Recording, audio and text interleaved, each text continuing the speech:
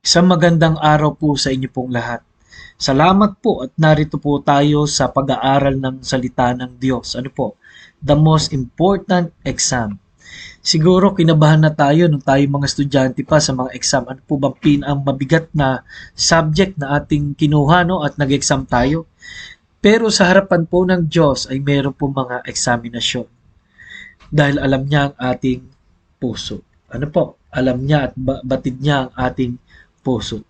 Kaya sa 2 Corinthians 13 verse number 5 ay mababasa po natin ang ating pangunahing talata. Ano pong sabi po sa 13 verse number 5? Ano po? 13 verse number 5.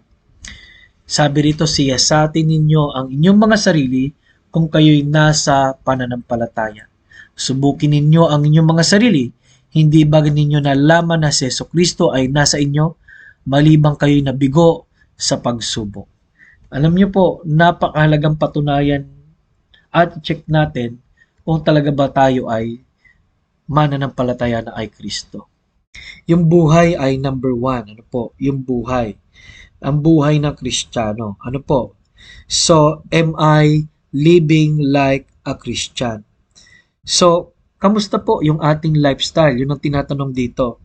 Dahil po, pag binasa niyo po ang 1 John chapter 1 verse 5 and 7, 1 John chapter 1 verse 5 and 7, o 5 to 7, this then is the message we have heard of him, and declare unto you that God is light, and in him is no darkness at all.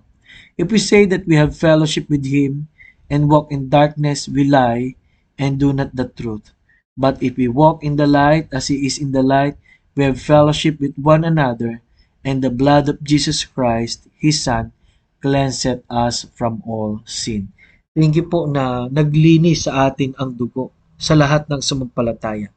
May dalawang klaseng buhay, nasa dilim o nasa liwanag. Ano po bang liwanag? Pag sinabi pong liwanag kay Kristo, pag sinabi pong liwanag tama, nararapat sa salita ng Diyos. Pag sinabi pong liwanag po ay hindi na katulad natin. Pag sinabing dilim, nasa kapangyarihan pa ni Satanas at nasa kapangyarihan ng pagkaamali. Ano po, wala pang pagpipigil, wala pang spirito ng Diyos. Kaya ang tanong po ay sa atin po ngayon, ano, kamusta po? Nakikita na po ba natin ang liwanag ni Kristo sa ating buhay? Question 2. Am I obeying like a Christian? Kasi po, alam niyo po, ang ibig sabihin po ng Christian ay tagasunod ni Kristo. Ano po? At alam niyo po, kilalang-kilala po sa pag-disobey ay yung wala pa sa Panginoon. Kaya po, number 1 na kailangan natin sinusunod ang salita ng Diyos. Nawa, nagbabasa tayo ng salita.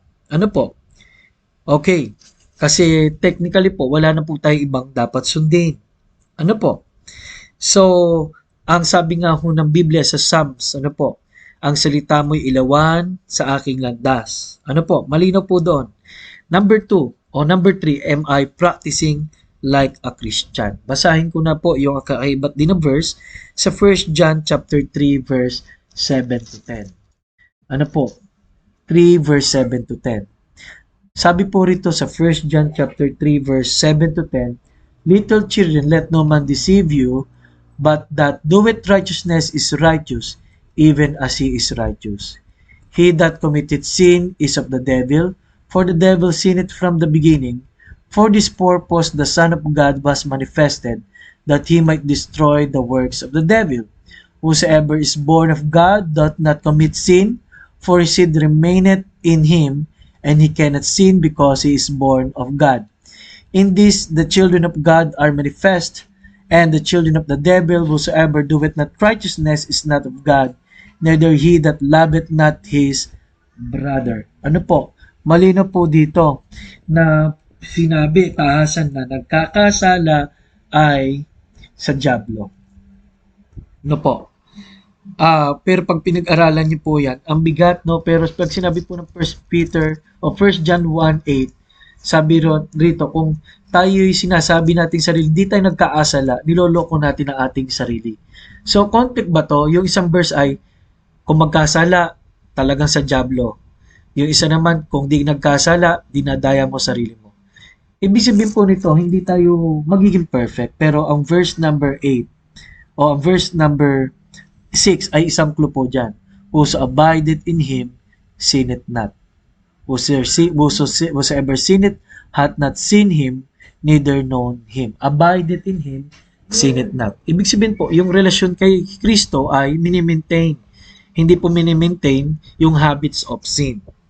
So, ang tinutukoy po dito ay yung pang-araw-araw na practice po natin sa pagkakasala. May iniingatan pa po ba tayong bisyo? May iniingatan pa ba tayong mga maling gawa? Pag ganyan po, sinyalis po yan nang wala pa kay Kristo. Number 4, am I loving like a Christian? Sa 1 John chapter 4 verse 7 to 8 naman po 'yon, no? Sabi po ron, beloved, no? Sabi sa 1 John 4 verse 7, beloved, let us love one another, for love is of God. Ang tunay na Kristiyano po, nagmamahal na po sa mga Kristiyano rin. At pag sinabi pong Kristiyano sa Kristiyano, yan po ay bahagi ng church. Ano po? So, kaya nga po ang tanong sa mga oras nito ay, anong klaseng pagmamahal meron ako? Conditional or unconditional? Ang hirap po magmahal, no? Nang walang kapalit, no? Paminsan ng mga tao na ipagkaibigan, na ipagrelasyon dahil may kapalit, no? So, ang tanong, ako ba'y nagmamahal ng totoo at dubusan? Ano po? Bilang anak ng Diyos. Question 5.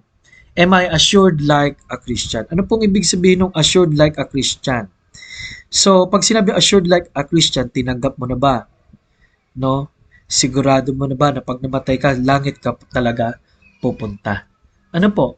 Yan pong mahalagang tanong na yan ay isa sa pinamahalagang mga tanong sa exam ng buhay. Kaya mga minamahal, nawa po, tiyak, sigurado na natin. Lord, thank you po sa katotohanan na amin pong natutunan. Thank you, Lord. Nawa kami Panginoon, ay magpatuloy na mag-abide sa iyo sa liwanag mo. Sa pangalan ni Jesus. Amen. Ito po si Pastor Paul Borhang nagsasabing kailangan natin ng Panginoon.